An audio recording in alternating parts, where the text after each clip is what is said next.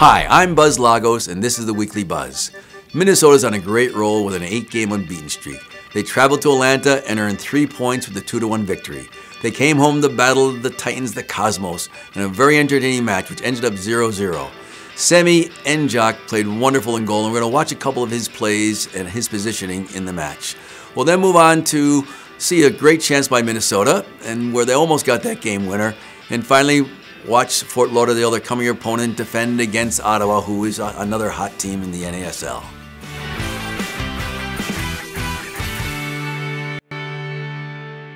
Zero-zero draws, as many people complain about the lack of scoring, but many times it's the lack of action, lack of penetrating action where teams go to goal, create chances. You see some great defensive plays. In the game between Minnesota and the Cosmos, we saw that. We saw both teams came to play good soccer. Two good attacking teams who also can defend well. And we saw some great defensive plays both by Minnesota and New York.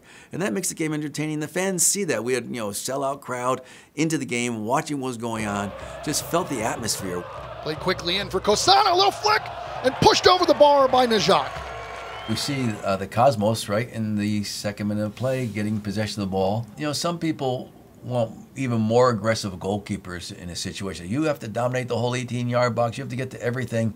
But at this level, you cannot get to everything. These guys are striking strong, powerful balls. And so Sammy's got to kind of read his defender in this situation. His defenders are all in pretty good position. So Lucky's not going to make a charging header on the ball with great power. So Sammy's doesn't want to get caught by a soft one. He hangs back and he has to judge now. When the ball leaves his head, keeper's job now is to judge where it might enter the goal and move to the spot. But notice the athleticism, the leap, the jump, and just a little tap to keep the game scoreless. And so as the ball's in different positions around the field, and again, the type of player with the ball, I as a goalkeeper have to read that and judge that overall. Do I stay in the center of the goal? Do I move close to the near post? Do I pull out to read that cross? All those things are built into the experience of a goalkeeper from having done it many, many times. Andres Flores in. Another save by Njok. Rebound. Gets away from Bover. Okay, so we see Raul finds Bobert wide, where it's a little touch forward. Notice the attack styling. Now it's kind of almost 3-on-1 against Venegas. Yaga's a little slow getting back, trying to track down a Jose. Notice with the run by Jose, now Kevin Venegas has to lean a little bit to the right. And Greg Jordan doesn't quite get out in front of the ball. He's kind of cutting off the change of direction ball. But there's just enough split as Kevin's leaning for Jose, who if he didn't make the run, Kevin Venegas would pick that ball up with no trouble at all. And he just finds Flores in a situation where he's in on goal all by himself. Against a good team like the Cosmos, your defense is not going to be able to stop them all the time. They're going to get through sometimes. You see some goalkeepers will go and they'll yell and scream at the defense, "How you do this to me? How you be so vulnerable?" And you make this say, "No, this is your opportunity." And the touch, and now it's his showtime for Sammy. He comes out and he performs fantastic with a great save and up again, and no second chance for the Cosmos. Now let's go back in a second. Now what's Sammy doing in goal? If you notice, his arm goes up. Even though he's aware of this attack, he's also on this left side. He's got to protect any type of near post shot. He's got to try to read crosses. He's also aware of the far post area and what's happening there, because that can be very dangerous. So he's got to call in Justin Davis. Now this is just a wonderful ball by Boer. Sammy's position now. He has to decide when to come and when to hold, and when to, because he's trying to figure out when that shot's going to be released. Because when the shot's released, he wants to be able to explode to the ball. So he sees a touch, and once he sees that touch get a little bit away from Flores, he comes out like a cat. And the cat with the hands to the ball. Notice that concentration, that focus on the ball. And he goes down with his hands, he gets his head behind his hands, behind the ball to protect himself. It does squirt away. So Bavere continue to run forward, and now he gets a touch away from people, and Sammy's got to get up quickly, and he suddenly reads that the ball's going to be out of play. Don't have to worry about Bovere making a cross.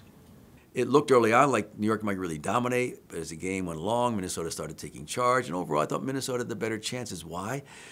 I think New York was a step slower as the game went along. Minnesota was moving the ball quicker. Minnesota was playing with more confidence, and they started to recognize that they could take it to New York and really create good chances. And I thought Khalif had a good game in passing and being creative in the midfield. Ibsen was aggressive and strong, trying to make things happen. Strong runs by Christian Ramirez. It just was clicking. They were on that game. But New York was also on, which made the game so much fun because both teams came to play a good soccer game and really did a good job entertaining the fans that evening. Ibsen. Across to Yago. Ramirez. Oh, saved by Maurer. Great opportunity for Minnesota, denied by Jimmy Maurer. Okay, here we see an example of, again, the end-to-end action that takes place in this game. New York on the attack with the ball, kind of plays loft the ball in. I always tell players, good defenders get their head in the ball and clear the ball. Great defenders head the ball and find their teammates with it. So watch the EPL, the Bundesliga, the La Liga. When that defender goes up to the ball, he somehow sees his defender his attacking players, his teammates in the ball and gets it to him. So a great pass out of a tough defensive situation by Justin Davis. Now, normally we'd be featuring Justin Davis scoring this goal, but Justin decided to hang back on this round to let the midfielders and forwards generate the attack. Finds Khalif, and Khalif decides to get the ball right to Ibsen. And Ibsen's kind of the playmaker. He's going to decide, now, do we play it safe? Do we knock it around the back? Do I play a long ball up to Christian Ramirez? Do I get it wide to Vela? What should I do? And he decides, I'm going to make a run with this myself. I'm going to get that strong, positive run, beat the two Cosmos guys, get them out of the play a safe ball, play it wide. So a little more possession. And again, notice he continues to run forward, opening up channels behind him. And the channels picked up by Khalif. And notice again, Vela making a strong run. He's, I did my job, had some width, got it to Khalif. Let's see what he's going to do. Now, Khalif can maybe swing direction, which I would prefer in general. But again, his playmaker, Ibsen's is over there. And he wants to get the ball to the feet of his playmaker and make some things happen. So he finds Ibsen with the ball. And again, a ball that beats three defenders. And now Cosmos are under a little more pressure. Now, Ibsen sees he's drawing players in this side. And on the other side, he notices a 2v1 with Ramirez and Yago going against Jose. And so, great vision by Ibsen. And again, you get the right leg to deliver, just the ball up over the top to find Yago. He splits the two defenders and finds Christian Ramirez. Christian shields the ball, gets a touch away from the defender, and just again, the question is, how does he know that Vela is there? How does he know that Vela is going to be in position? Because notice he gives a very quick little flick. Just that sense, a little glance. He sees Vela coming, just that little tight, little outside of the foot flick. Vela gets a touch, a wonderful touch around the defender, but he'd probably like that one back again. Because he gets good power, great save by Maurer, good positioning. But notice, if you look at the play, notice what's available. If you really can get down low and knock that ball inside that far post. You see the picture right there. He's leaning down nicely. You see his foot up higher in the ball. So he strikes more to the middle of the ball and wraps around that ball and gets it inside that far post. That's what his idea would be, to score that one. He would have put that one away. But what a great sequence of passing. Fort Lauderdale, although they came up short against Ottawa at 2-0 at home, they know that they played overall a good game. They really had chances. They got the post a couple times. They could have won that game comfortably, but Ottawa's a tough team to put away. Ottawa seemed to be getting the breaks this year, especially on defense. And again, these teams are strong, attacking. You give enough chance, they're going to put a goal in, and you just can't always get a shutout. That's what Lauderdale was trying to do before they got their goal. Wiedemann.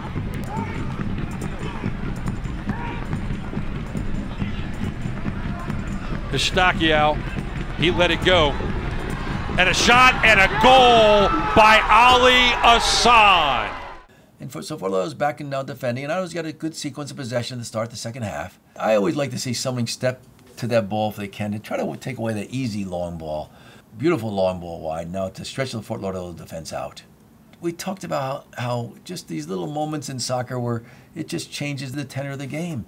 And a good attacking play, a good defending play is the difference in getting that, many times, that crucial first goal. And this situation, I mean, Fort Lauderdale's defending positions is pretty good. They're all right.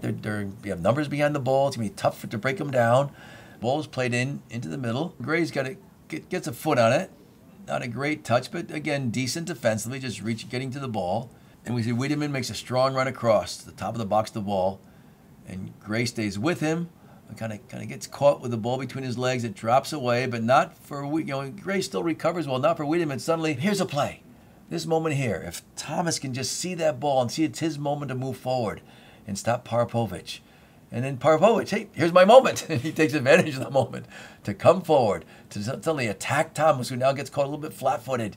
See, Thomas had a chance to just charge that ball just like Parapovic. Notice they're not too far apart. Parapovic and Thomas, and Parapovic takes the initiative, and Thomas just held back too much. And again, the wonderful little nutmeg. In this moment, the nutmeg threw in, and notice the positioning that Hassan has. Many times a forward is looking to get away from that defender, to open up, to find space. But there are times when the target player wants to put the defender on his back, so he seals the defender off from getting to the ball. So any ball played in this zone out here is going to be Hassan's ball.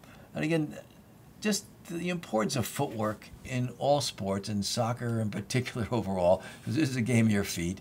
But Sanfilippo's got to get his body, out in front more of Hassan. Gets left shoulder back. He gets caught on the back of Hassan, and Hassan's got that chance to roll on him and step out behind him. Notice again the footwork again. He wants to try to be able to get out with his left foot to block that one. And his body's just he wants to be more, his back body should be more parallel to the goal line.